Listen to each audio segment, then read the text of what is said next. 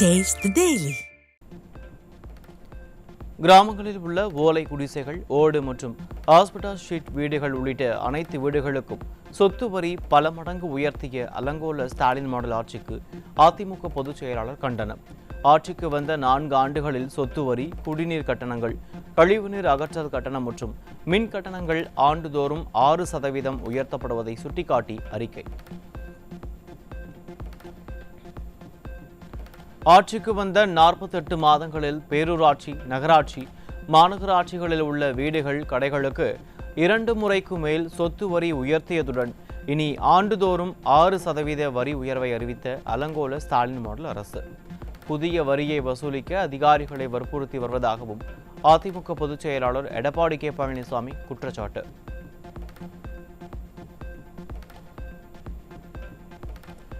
ஓலை குடிசைகளுக்கு அதிகபட்சமாக சதுர அடி ஒன்றுக்கு 40 பைசா முதல் ₹1 வரை வீட்டு வரி உயர்த்த உள்ளாட்சிகளுக்கு உத்தரவிட்டுள்ள விடியாதிமுக அரசு ஏற்கனவே உள்ள பழைய வீடுகளுக்கும் புதிய வரியை வசூலிக்க வேண்டும் என உத்தரவிட்டுள்ளதை சுட்டிக்காட்டி அதிமுக பொதுச் செயலாளர் கண்டனம்.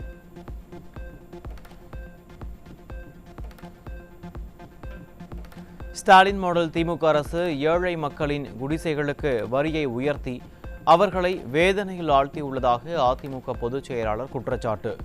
கடந்த 4 ஆண்டுகளாக மக்களின் வயிற்றில் அடித்து அலங்கோல கொடுங்கோல் ஆட்சி நடத்தி வரும் நிர்வாக திறமையற்ற ஸ்டாலின் மாடல் அரசு பஞ்சாயத்து பகுதிகளுக்கு உயர்த்தப்பட்ட வீட்டு வரிகளை திரும்ப பெற வேண்டும் எனவும் வலியுறுத்தல். அதிமுகவினரின் கூட்டத்திற்கு சென்று என்ன செய்கிறார்கள், என்ன சொல்கிறார்கள் என்பதை பார்ப்பதுதான் காவல்துறையின் வேலையாக இருக்கிறது. கஞ்சா, போதைப் பொருட்கள் விற்பவர்களை பிடிக்க முயற்சி கூட செய்வது இல்லை என கோவை மாவட்டம் ஆலாந்துறையில் முன்னாள் அமைச்சர் SP வேலுமணி குற்றச்சாட்டு.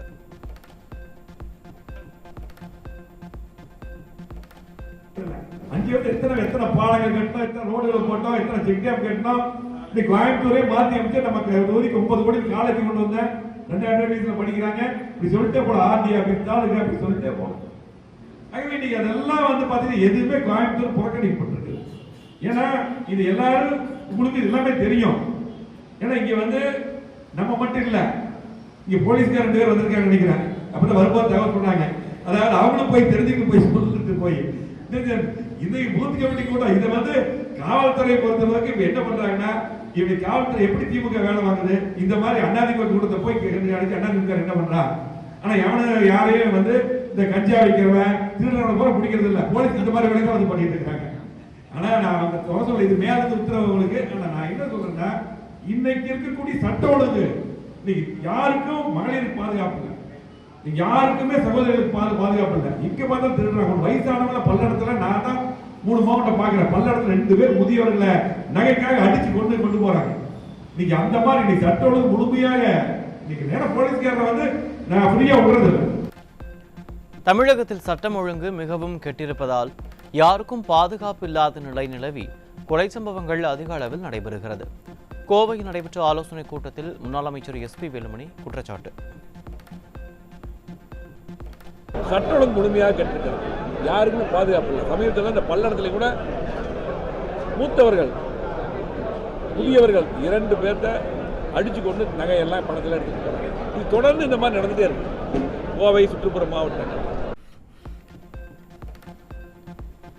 சென்னை உயர்நீதிமன்றம் டாஸ்மாக் முறைகேடுகள் வழக்கை மத்திய அமலாக்கத்துறை தொடர்ந்து விசாரிக்கலாம் என்றபோது வாய்மூடி இருந்த தயாநிதி மாறன் இவ்வழக்கில் உச்சநீதிமன்றம் தற்காலிக தடைதான் வழங்கியுள்ளது என்பதை மறந்துவிட வேண்டாம்.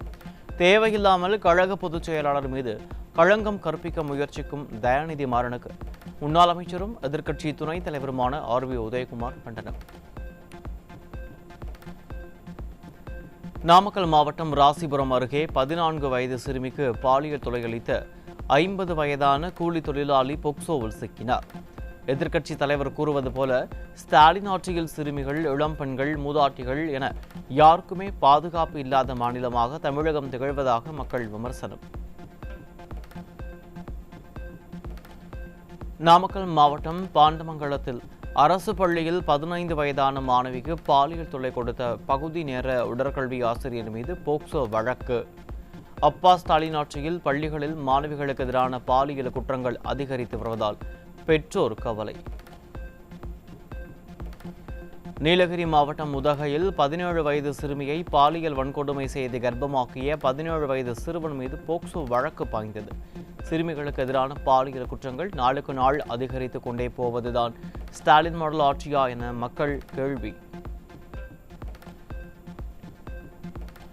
திருவண்ணாமலை மாவட்டம் செங்கம் பகுதியில் சிறுமிக்கு ஆண் குழந்தை பிறந்த நிலையில் அவரை பாலியல் வன்கொடுமை செய்த கராத்தே பயிற்சியாளர் டிஎன்ஏ பரிசோதனை மூலம் போக்சோவில் பிடிபட்டார். விடியா ஸ்டாலின் ஆட்சியில் பெண்களுக்கு பாதுகாப்பு என்பது துளி கூட இல்லை என பொதுமக்கள் வேதனை. ஏஐ மூலம் ஆபாச வீடியோ தயாரித்து சென்னையில் வசிக்கும் மணிப்பூர் பெண்ணுக்கு அனுப்பி மிரட்டல் விடுத்த வியாசர்பாடியைச் சேர்ந்த இளைஞர் சிக்கினார். அப்பா ஸ்டாலின் ஆட்சியில் அதிகரிக்கும் பாலியல் குற்றங்களால் வெளிமாநில பெண்கள் தமிழகத்திற்கு வர அஞ்சுவதாக விமர்சனங்கள் எழுந்துள்ளது. சென்னையில் பல் மருத்துவமனையில் பெண் மருத்துவர்களுக்கு பாலியல் தொல்லை கொடுத்த மருத்துவமனையின் துறை தலைவர் பணியிட மாற்றம். ஸ்டாலினின் திமுக அரசு உரிய நடவடிக்கை எடுக்காமல் பணியிடை மாற்றம் செய்திருப்பது குற்றத்தை மறைக்கும் செயலாகும் என பெண் மருத்துவர்கள் குற்றச்சாட்டு. சிவகங்கை மாவட்டம் தேவக்கோட்டை அருகே பெண் விவகாரத்தில் ஏற்பட்ட தகராறில் இளைஞர் சரமாரியாக வெட்டி கொலை. ஸ்டாலினின் கட்டுப்பாட்டில் உள்ள காவல்துறை மீது சிறிதும் பயம் இல்லாததால் கொலை சம்பவங்கள் தொடர்ந்து அதிகரித்து வருவதாக மக்கள் வேதனை. மதுரை மாவட்டம் உசிலம்பட்டி அருகே இளைஞர்கள் வாழ்வை சீரழிக்க ஆந்திராவிலிருந்து கொண்டுவரப்பட்ட 22 கிலோ கஞ்சா பிடிபட்டது. எல்லைப் பகுதியில் ஸ்டாலினின் கட்டுப்பாட்டில் உள்ள காவல்துறை கும்பகர்ண தூக்கத்தில் இருப்பதால் போதைப் பொருள் புழக்கம் நாளுக்கு நாள் அதிகரித்து வருவதாக புகார்.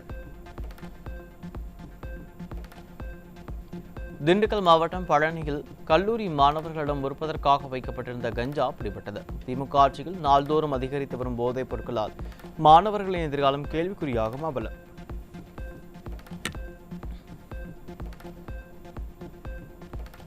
காஞ்சிபுரத்தில் இளைஞர்கள் வாழ்வை சீரழிக்க ரயில் மூலம் கொண்டுவரப்பட்ட 1 கிலோ 300 கிராம் கஞ்சா மூட்டை பிடிபட்டது. விடியா ஸ்டாலின் அரசின் ஏவல் துறை கும்பகர்ண தூக்கத்தில் இருப்பதால் மாநிலத்தின் அனைத்து நகரங்களிலும் கஞ்சா விற்பனை சர்வசாதாரணமாக நடப்பதாக புகார். திருப்பூர் மாவட்டம் படியூர் அருகே இளைஞரிடமிருந்து 10 கிலோ கஞ்சா சிக்கியது. ஸ்டாலினின் திமுக ஆட்சியில் அதிகரித்து வரும் போதைப் பொருட்களால் சீரழிந்து வரும் இளைஞர்கள்.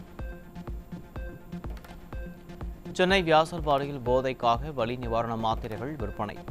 ஸ்டாலினின் கட்டுப்பாட்டில் உள்ள காவல்துறை மீது சிறிதும் பயமின்றி போதைப் பொருள் விற்கப்படுவதாக மக்கள் புகார்.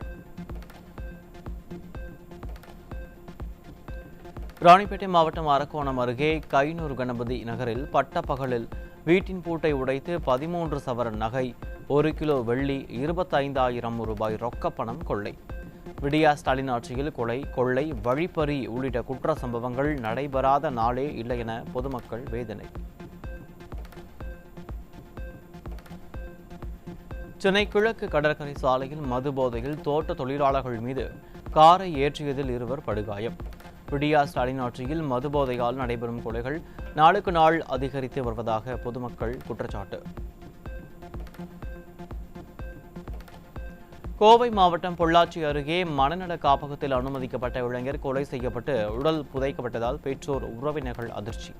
நிர்வாக திறனற்ற விடியா ஆட்சியில் ஏவல் துறை மீது பயம் இல்லாததால் கொலைகள் நடைபெறாத நாளே இல்லை என மக்கள் குற்றச்சாட்டு. வேலூரில் கஞ்சா போதையில் பட்டாக்கத்தியுடன் பொதுமக்களை அச்சுறுத்தும் வகையில் ரீல்ஸ் பதிவிட்ட 17 வயது சிறுவன் சிக்கினான். நிர்வாக திறனற்ற ஸ்டாலின் ஆட்சியில் கட்டுக்கடங்காத கஞ்சா விற்பனையால் இளைஞர்கள் சிறுவர்கள் வாழ்க்கை சீரழியும் அவலம். சென்னை அடுத்த திருவேற்காட்டில் கழிவு நீர் சுத்திகரிப்பு நிலையம் அமைக்க எதிர்ப்பு தெரிவித்து மக்கள் சாலை மறியல். நியாயத்திற்காக போராடும் மக்களை கைது செய்து ஸ்டாலினின் காவல்துறை அராஜகம்.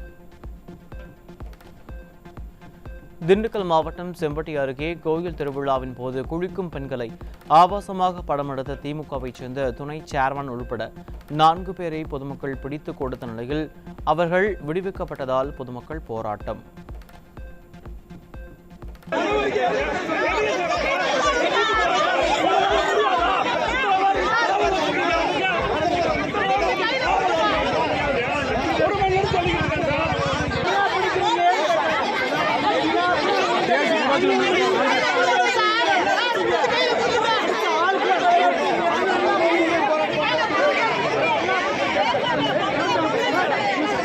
கடந்த 4 ஆண்டு கால ஸ்டாலின் ஆட்சியில் திமுகவின் பெயரும் கொடியும் பாலியல் குற்றவாளிகளுக்கு லைசன்ஸாக மாறிவிட்ட நிலையில் பெண்கள் ஒவ்வொரு நிமிடங்களையும் அச்சத்தோடு பாதுகாப்பு இல்லாமல் கடக்க வேண்டிய நிலை உள்ளதாக வேதனை.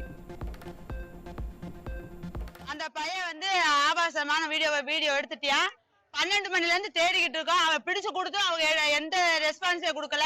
திருப்பி 12 மணி அவங்க போய் பேசிட்டு எங்களை பொம்பளைங்க வாங்க எங்களுக்கு ரெஸ்பான்ஸ் கொடுக்க மாட்டாங்க. எல்லாம் நம்ம எல்லாரும் சேர்ந்து ஒன்னா போய் அவங்க கிட்ட நாளைங்க போட்டு கேட்டு நாங்க பைபாஸ்ல இப்ப மறியல் போட்டு நிக்கிறோம். எங்களுக்கு எங்க முன்னாடி நிக்கணும். அந்த வீடியோ போய் எங்க முன்னாடி காட்டணும். நாங்க அந்த செல்ல எங்க கிட்ட கொடுத்துறோம். அவன் யாரு என்னன்னு எங்க முன்னாடி கொண்டு நிப்பாட்டாம நாங்க இந்த இடத்த விட்டு போக மாட்டோம். திருப்பூரில் ராணுவ வீரர் பெயரில் நூதன மோசடியில் ஈடுபட்டு பணம் பறிக்கும் மர்ம நபர்களால் பொதுமக்கள் அதிர்ச்சி. விடியா ஸ்டாலின் ஆட்சியில் ஏவல் துறை மீது பயம் இல்லாததால் ஒவ்வொரு நாளும் புதிதாக பண மோசடியில் ஈடுபடுபவர்களின் எண்ணிக்கை அதிகரித்து விட்டதாக மக்கள் குற்றச்சாட்டு.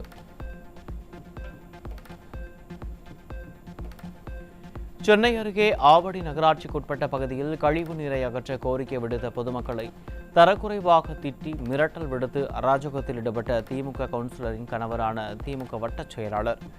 திராவிட மாடல் ஆட்சியில் மக்கள் சேவையில் ஆர்வம் காட்டாமல் அராஜகத்தில் ஈடுபடும் திமுக நிர்வாகிகள் மீது சாட்டையை சுழற்றும் தைரியம் விடியா ஸ்டாலினுக்கு இருக்கிறதா என மக்கள் கேள்வி. திண்டுக்கல்லில் இந்து சமய அறநிலையத்துறைக்கு சொந்தமான கோயில் இடத்தை திமுக கிளை செயலாளர் ஆக்கிரமித்துள்ளதாக கூறி காவல் நிலையத்தை முற்றுகையிட்ட மக்கள். ஸ்டாலின் அரசின் இந்து சமய அறநிலையத்துறையில் புகார் அளித்தும் எந்தவித நடவடிக்கையும் எடுக்காத நிலையில் ஏவல் துறையினரும் திமுக பிரமுகருக்கு ஆதரவாக செயல்படுவதாக மக்கள் புகார்.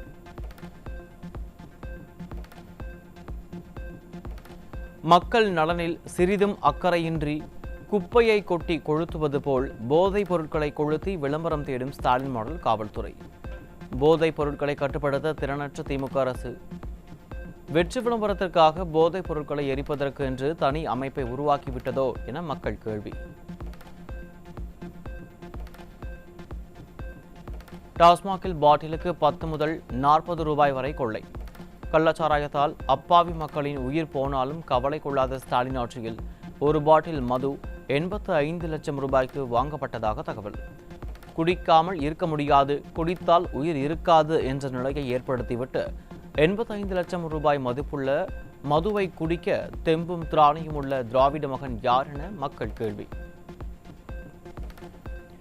வீட்டு வரி, பத்திரப்பதிவு கட்டணம், மின் கட்டணம், சொத்து வரி என ஆட்சிக்கு வந்த 4 ஆண்டுகளில் பலவித வரிகளை விதித்து மக்களை வாட்டி வதைத்து வரும் ஸ்டாலின் அரசு தற்போது குடிநீருக்கும் மீட்டர் மூலம் கட்டணம் வசூலிக்க திட்டமிட்டுள்ள அவலம்.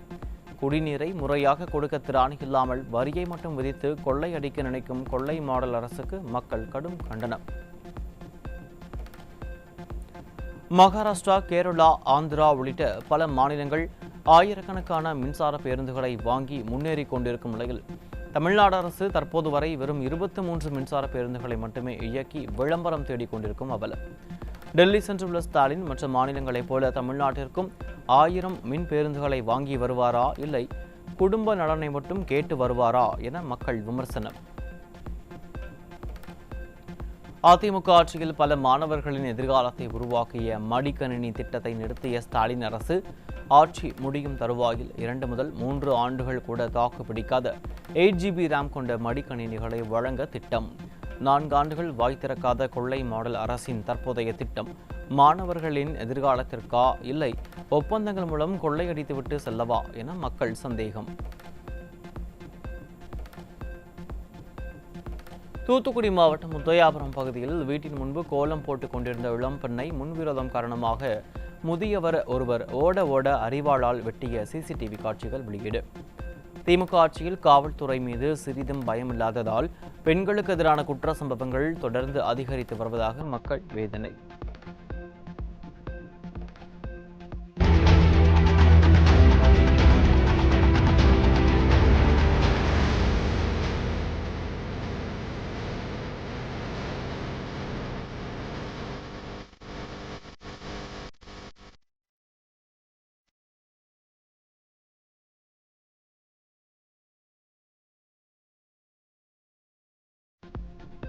கன்னியாகுமரி மாவட்டத்தில் பெய்த மழையால் இழுப்பவிளை பகுதியில் செல்போன் கோபுரம் முறிந்து கீழே விழுந்து வீட்டின் முன்பக்க சுவர் இடிந்து சேதம். குளித்துறை பகுதியில் ஸ்டாலின் அரசின் அலட்சியத்தால் சாலையில் மழைநீர் தேங்கியதில் இருசக்கர வாகன ஓட்டிகள் தவறி விழுந்த பரிதாபம்.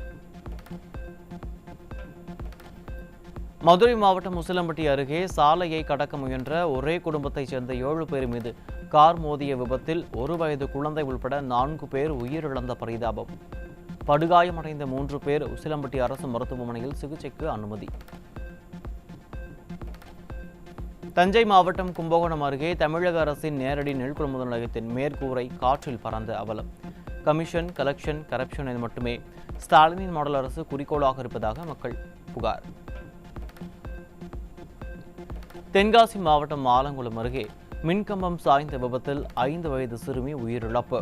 ஸ்டாலினின் மாடல் ஆட்சியில் மின்துறை அதிகாரிகளின் அலட்சியமே காரணம் என மக்கள் குற்றச்சாட்டு. கடலூர் மற்றும் திருப்பத்தூரில் சாலை நடுவே பழுதாகி நின்ற அரசு பேருந்து. ஸ்டாலினின் மாடல் ஆட்சியில் அதிகாரிகள் முறையாக பேருந்துகளை ஆய்வு மேற்கொள்ளாததே காரணம் என மக்கள் குற்றச்சாட்டு. வண்டி ஸ்டார்ட் ஆகல, மூவ் ஆகல. அரசு பேருந்து அகலோத்தலுக்கு இது எல்லா வண்டியும் அப்படிதாங்க. கவர்மெண்ட் வண்டி எல்லாமே அப்படிதான்.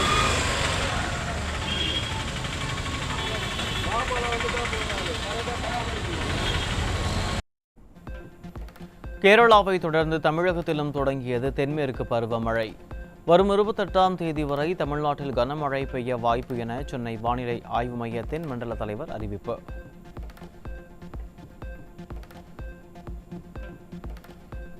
கோவை, நீலகிரி மாவட்டங்களுக்கு இன்று முதல் 2 நாட்களுக்கு சிவப்பு எச்சரிக்கை விடுக்கப்பட்டுள்ள நிலையில் மக்கள் பாதுகாப்பாக இருக்க வேண்டுகோள். கனமழை முதல் மிக கனமழை பெய்யக்கூடும் என அறிவிப்பு வெளியாகியுள்ள நிலையில் திருநெல்வேலி, தேனி, தென்காசி, கன்னியாகுமரி மாவட்டங்களுக்கு ஆரஞ்ச் அலர்ட்.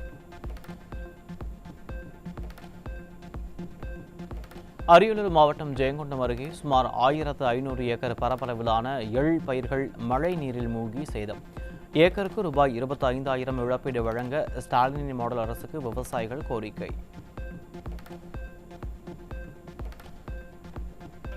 காஞ்சிபுரம் மாவட்டத்தில் விவசாயிகளிடமிருந்து கொள்முதல் செய்யப்பட்ட நெல் மூட்டைகளை பாதுகாப்பதில் அதிகாரிகள் அலட்சியம். நெல் மூட்டைகளை சேமிப்பு கிடங்கில் பத்திரப்படுத்த வேண்டும் என ஸ்டாலின் அரசுக்கு விவசாயிகள் வலியுறுத்தல். கன்னியாகுமரி மாவட்டம் கொக்கல் விளாகம் பகுதியில் காற்றுடன் பெய்த மழையில் சுமார் 2 ஏக்கர் பரப்பளவில் பயிரிடப்பட்ட 1800 வாழை மரங்கள் சேதம். ஸ்டாலினின் திமுக அரசு உரிய இழப்பீடு வழங்க வேண்டும் என விவசாயிகள் வலியுறுத்தல். விவசாய கடன்களை முழுமையாக தள்ளுபடி செய்ய வலியுறுத்தி ஜூன் 3 திருவாரூர் மாவட்ட ஆட்சியர் அலுவலகத்தை முற்றுகையிட்டு காவிரி டெல்டா மாவட்ட விவசாயிகள் போராட்டம். நிர்வாக திறனற்ற விடியா ஸ்டாலின் ஆட்சியில் அனைத்து தரப்பினரும் போராட்டத்தில் ஈடுபடும் அவலம்.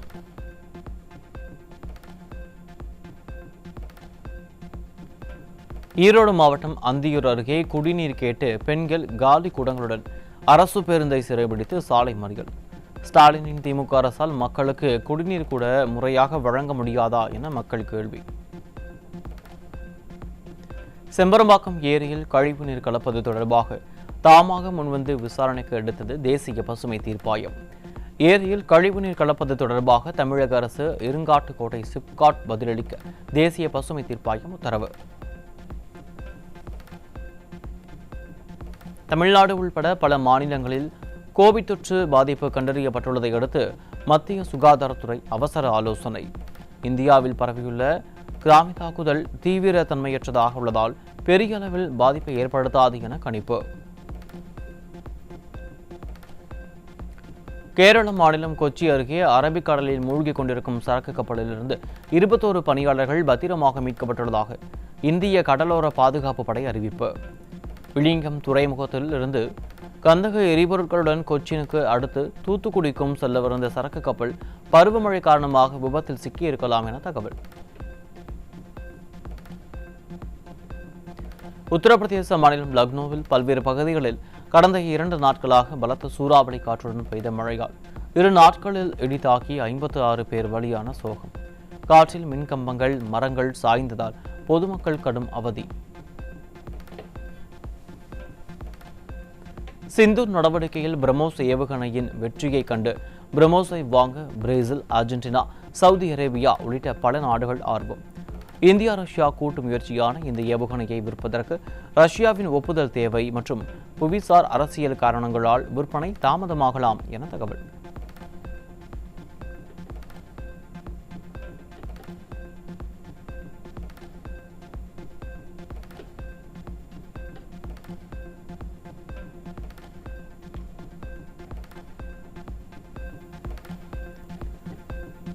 மெய்யழகன் திரைப்பட இயக்குனர் பிரேம்குமாருடன் நடிகர் விக்ரம் புதிய படத்தில் இணைய உள்ளதாக தகவல்.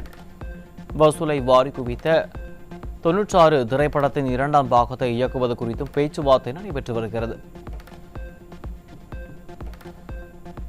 பிரபல பாலிவுட் இயக்குனர் முகேஷ்குமார் இயக்கியுள்ள கண்ணப்பா திரைப்படத்தின் புதிய வீடியோ பாடல் வரும் 28ஆம் தேதி வெளியாக உள்ளதாக தகவல்.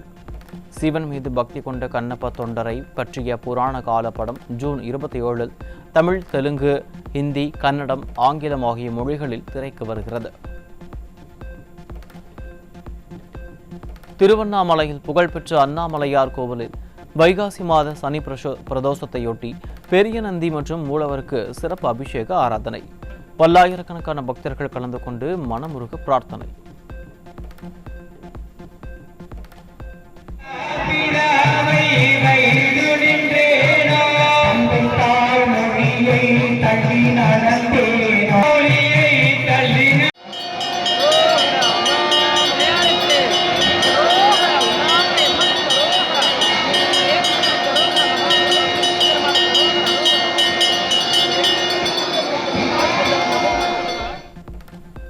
செங்கல்பட்டு மாவட்டம் அச்சரப்பாக்கத்தில் உள்ள ஆட்சீஸ்வரர் திருக்கோயிலில் வைகாசி மாத சனி பிரதோஷத்தை முன்னிட்டு சிறப்பு ஆராதனை. சிறப்பு அலங்காரத்தில் உலா வந்த நந்தியம்பெருமாள், ஆட்சீஸ்வரரை பெண்கள் உள்ளிட்ட பக்தர்கள் தரிசனம்.